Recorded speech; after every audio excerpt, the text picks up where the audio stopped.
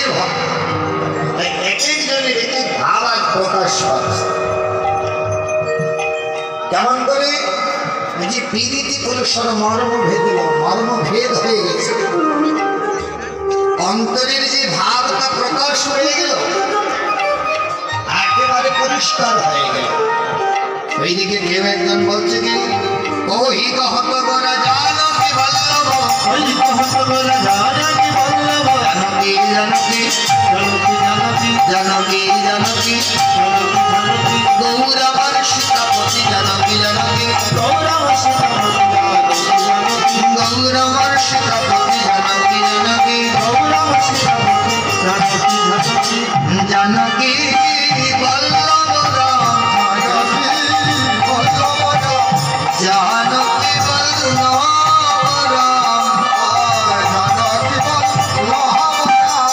গৌরবর সীতাপতি, জানকী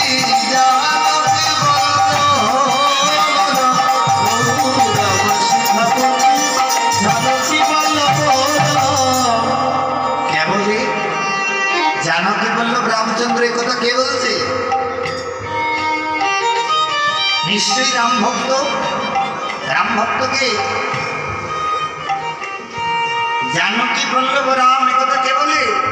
জানকী শব্দের উপর সীতা, বল্লভ শব্দের তো হচ্ছে স্বামী। সীতার স্বামী হলেন ভগবান শ্রী রামচন্দ্র। জানকী বল্লভ শ্রী রামচন্দ্র, এই কথা কে বলে? ওই মোরারি গোপে মোরারি গোপে বলে,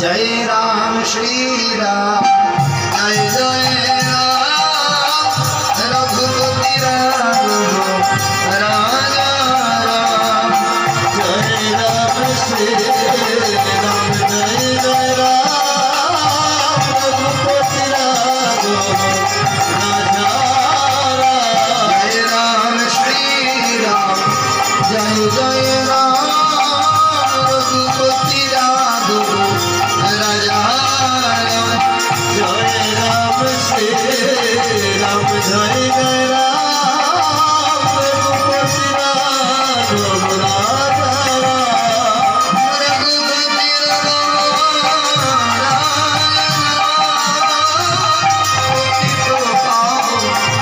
जय श्री राम, रघुपति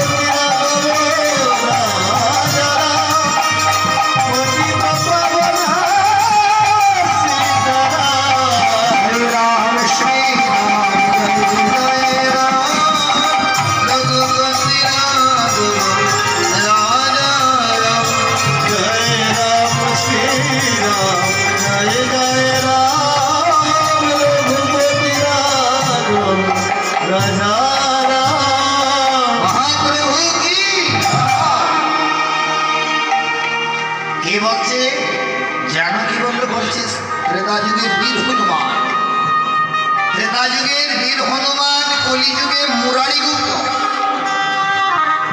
তাই মুরারি গুপ্ত গৌরের বদন দর্শন করে বলে, তোমরা যে যাই বলো না কেন, বলো না কেন, আমি দর্শন করে দেখতে পাচ্ছি আমার প্রভু শ্রী রামচন্দ্র।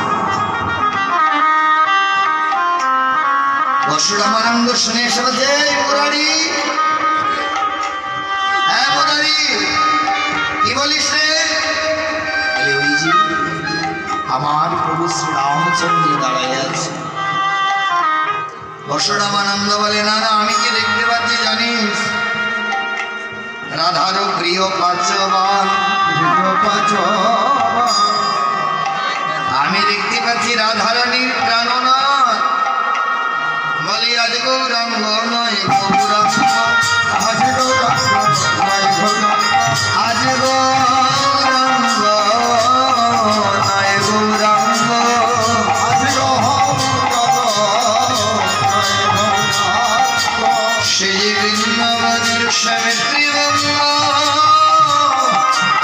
বলি, আজ গৌরাঙ্গ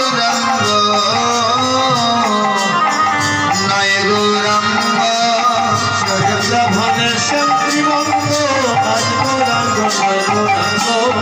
হ্যাঁ মুরারি পরশুরামানন্দ বলছে, কি তোমার মাথা খারাপ হয়েছে? বৃন্দাবনী কৃষ্ণ আর নদিয়ায় গৌরাঙ্গ কি একরকম? হ্যাঁ একরকম কি? কৃষ্ণ আর গৌরাঙ্গ মহাপ্রভুকে দেখতে কি একই রকম? অনেকটা আলাদা। তাহলে তারা যে বলছে, বলি সর্বঙ্গ ইচ্ছে থাকা, সর্বানন্দ ভেসে থাকা,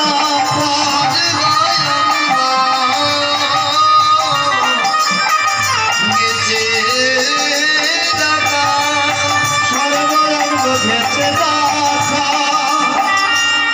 সারা গা ঢেকে দিয়েছে, তাহলে চিনতে পারলে কি করে? দেখবে এখানে গাজন উৎসব হয়, চড়ক পূজা হয়, হ্যাঁ চড়ক পূজায় যে শিব যে সাজে যে ছেলে, হ্যাঁ সে যদি তোমার পাশের বাড়ির হয় তাও চিনতে পারবে না, গায়ে রং লাগিয়ে নেই তো চেনা যায় কি?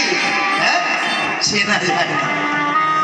এখন তো যাত্রার সংখ্যা কমে গেছে। আগে যখন যাত্রা হতো, রাবণ হোক আর রাম হোক, যে সেজেছে তোমার পাশের বাড়ি ধরে চিনতে পারবে না। তার ড্রেস পোশাক লাগিয়ে যখন এসে উঠবে চিনতে পারবে না। এইদিকে পরশুরামানন্দ বলছে, মুরারি তো দেখতে ভুল হয়েছে, ওই দেখ দেখা যায়। তাহলে তুমি চিনলে কি করে? আমি না হয় ভুল দেখেছি, তুমি সঠিকটা কিভাবে দেখলে? বলে, ওই যে তাকালি করে দেখা যায়, তার সারা গা ঢেকে দিয়েছে, কি হয়েছে? নয়ন দুটি রইল বাঁকা, সর্বয়ঙ্গ গেছে ঢাকা, রইল ভাঙা, সর্বানন্দ ভেসে থাকা। আরে নয়ন দুটি রইল বাঁকা, সর্বয়ঙ্গ গেছে ঢাকা।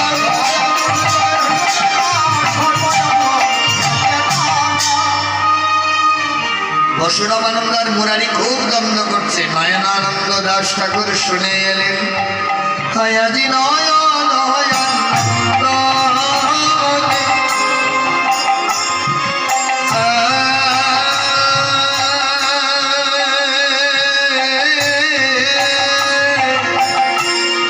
বলিয়া দোলা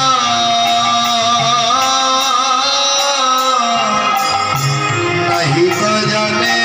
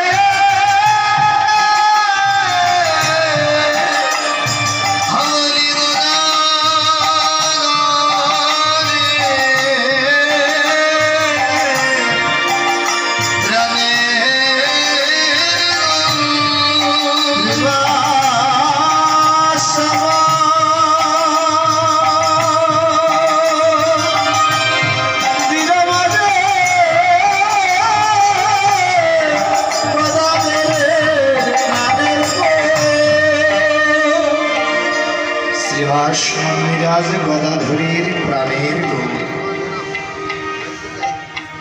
তখন দেখলেন নিতাই গৌর তিনার আঙ্গিনা এসেছে। অদ্বৈত প্রভু শয্যা ত্যাগ করে তিনার গৃহিণী সীতা ঠাকুরানীকে বলতে, সীতা শুনে যাও।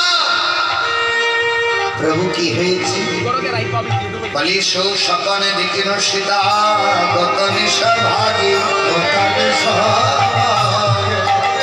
নিতাই গৌর আসিবে আমার আঙ্গিনার মাঝে, আঙ্গিনার মাঝে। আমাদের আঙ্গিনায় নিতাই গৌর আসবে। আমি যে সুস্বপ্ন দেখেছি প্রভু, এ তো আনন্দের কথা। গৌরাঙ্গ আসবে, এ তো আনন্দের কথা। কিন্তু